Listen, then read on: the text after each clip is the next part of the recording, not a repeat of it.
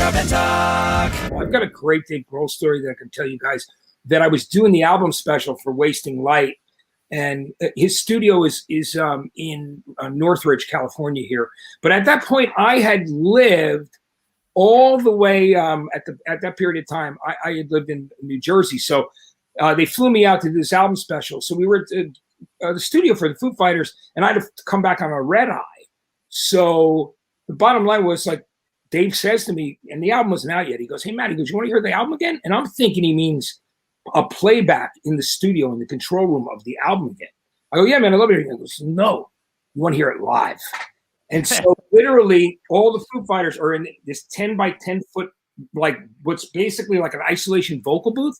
The 5 of them set up in a circle, and me with my back against the door, and they get in there and they play the entire Wasting Light album, start to finish, full volume with me. Wow. Gosh, that's amazing. And the hair was on the, I mean, I have no hair, but if I did,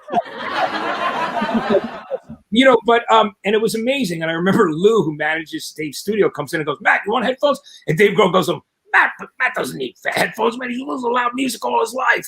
Yeah. You know?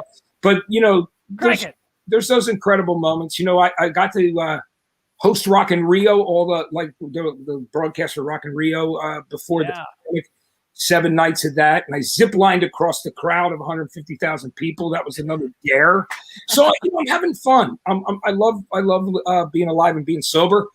And I'm just grateful every day. You know, I mean, I wake up every day and I'm grateful, and I have gratitude. And then I put on some music, because that's the other thing I'm grateful for, because music has really defined my life, and I love it more than anything in the world.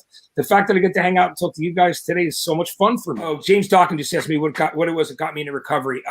For me, originally it was because I was drinking too much. You know, like I had seen the signs of being an alcoholic from the time I was a teenager. I mean, I'm one of those guys who never does anything halfway. You know what I mean? I'm all in, you know, as you can tell, right, with the music and everything else. And now it's like with exercise, I'm all in. For me, it was alcohol that got me. And that's not to say that I didn't, do drugs with a lot of the people that you listen to over the years, believe me. But I'm not letting it define me. It doesn't define you necessarily. But for me, it's important that I help others. And that's my main thing. Matt Pinfield, everybody. Thank you, guys.